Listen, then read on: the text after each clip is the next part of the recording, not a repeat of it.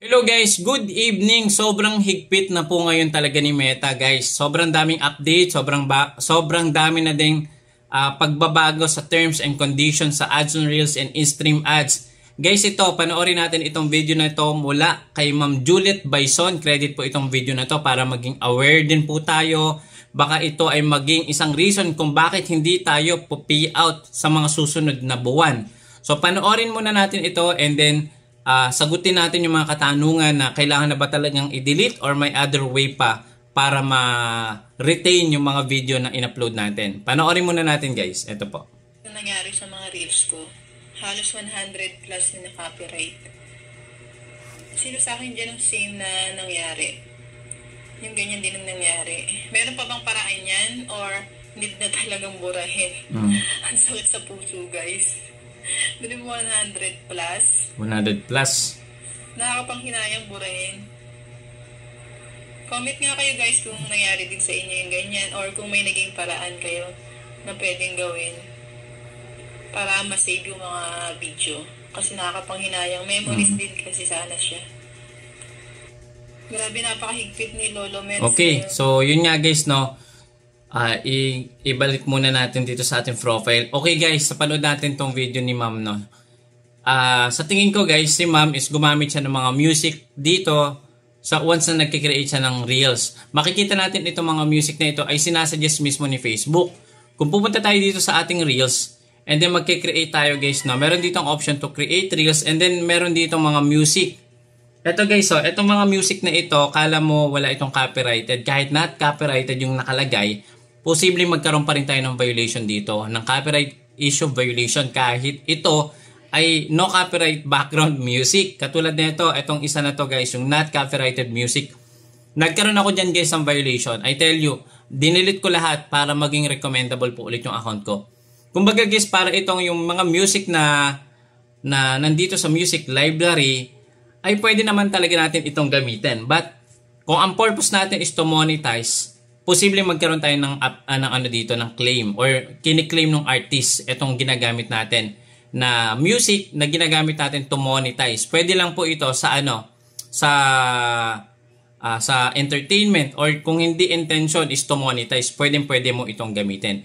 But again guys, kung monetization ang purpose mo para sa mga video na kine-create mo, mahirap gamitin itong mga video na ito lalo na kung marami nang gumamit or sikat na itong video na ito. Nagkakaroon po talaga yan ng copyrighted issue violation. So ang pinaka-worst dito guys, no, pwede tayo magkaroon ng ng restrictions or violation, which is magkakaroon nga ito ng matinding apekto sa mga susunod na buwan. Punta tayo guys dito sa ating professional dashboard. Okay? Punta tayo sa monetization. Punta tayo sa ads on Reels. Ito guys yung pinaka-bagong terms. Ayan. October 6, pwede tayong hindi na makareceive ng sahod once na meron tayong existing violation or nagkaroon tayo ng paglabag sa partner and content monetization policy ni Facebook. Same lang din po ito sa in-stream ads. So parehas lang po iyan. Okay, so ito earnings sa atin guys. Imagine from $1,000 biglang bagsak na talaga. Kasi nga guys, last July to August, naging not recommendable yung profile ko dahil nga din po sa mga sunod-sunod na restrictions. Lalo na guys, nung nauso yung classified music na iyon, yung pinakita ko sa inyo. 'Di ba meron tayong licensed music, sobrang ang laki ng kita, ang daming gumamit nun. Ginamit ko din siya guys for case study, and yung pinaka-worst na nangyari, naging affected tayo. Yung whole profile natin naging affected kasi nga naging not recommendable. Nung dinilit ko yung mga copyrighted issue violation, bumalik po ito sa pagiging recommendable. At syempre, ginamit ko din po yung features na show more options para matulungan tayo ng mga followers o viewers natin na maibalik yung ating profile to be recommendable ulit. So, yun nga guys, no, for me, kung sa tingin mo ma'am, talaga, no, na kailangan ba i-delete? Kailangan na natin guys i-delete kasi nga, ayun, posibleng ito ay maging may malaking effect sa ating mga susunod na sahod. So I suggest kung mayroon kayong copyrighted issue violation, meron po kasing tatlong option doon. Pwede nating i-appeal, i-dispute, or i-claim, no? Or i-delete. So yun yung tatlong option doon. Pero guys, kahit i-accept mo yung decision na merong copyrighted, still, namumute pa din yung audio.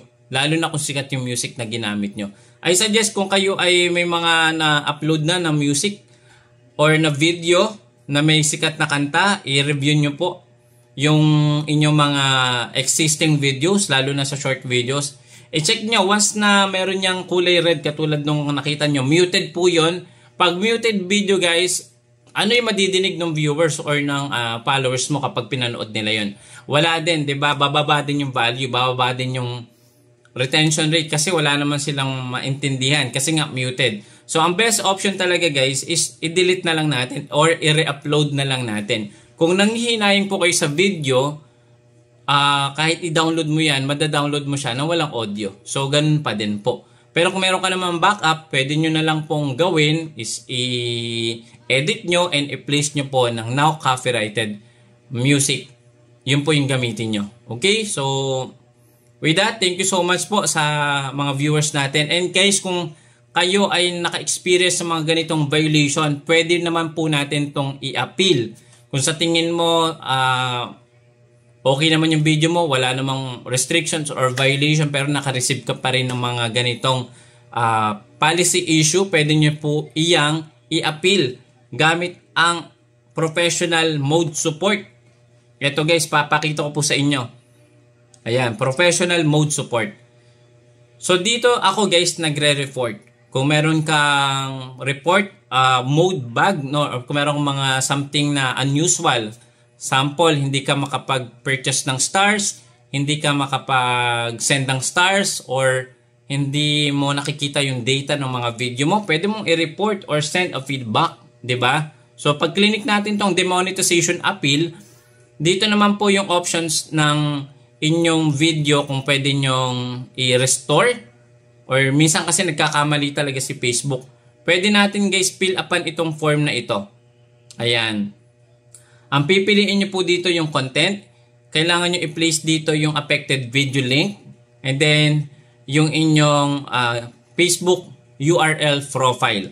So ngayon maghihintay ka pa dito guys ng 5 to 7 business days para i-review pa yan ni Facebook. Pero nga guys, kung sa tingin mo hindi pa naman ganong kadami yung views, at tapos nakita mo kagad nag-alert na sa inyong support inbox, i-delete nyo na lang po guys para at least hindi na tumagal yung appeal. Diba pag tumatagal yung appeal, minsan wala tayong monetization, nagkakaroon ng partner or content monetization restriction. Ibig sabihin, pula lahat yung ating monetization tools. Wala tayong ma-generate na stars or ads revenue. So ganun lang guys, no. I suggest kung meron kayong mga na-receive ka agad, once na nakapag-upload na kayo, may na-detect ka agad na copyrighted issue. Kaya nga, palagi kong suggest is check nyo pa din itong support inbox nyo, no? Baka meron kayong na-detect na copyrighted issue, i-check natin. Palagi nyo i-check itong your alerts. Ayan, so wala tayong nakikita dito na bago. Ibig sabihin, wala tayong copyrighted issue. Or kung hindi nyo talaga makita, i-check nyo po gamit yung computer or laptop. Balikan nyo po yung mga video na na-upload nyo sa Facebook. So, ganun lang po yung mga simpleng troubleshooting para ma-eliminate natin yung restrictions or violation na pwede nga pong maka-apekto ito sa darating na October 6 next month na hindi tayo makakatanggap ng sahod kapag tayo ay lumabag sa new terms and policy ni Facebook dito sa ads on Reels saka in-stream ads. Okay? Maraming salamat. Please share niyo po itong video na to. Paiwan na din po ng like at kung hindi ka pa nakapag-subscribe, please click the subscribe button and i-click mo na din yung notification bell para pag meron tayong mga bagong video, manonotify po kayo kaagad. See you again sa susunod na video. Bye-bye!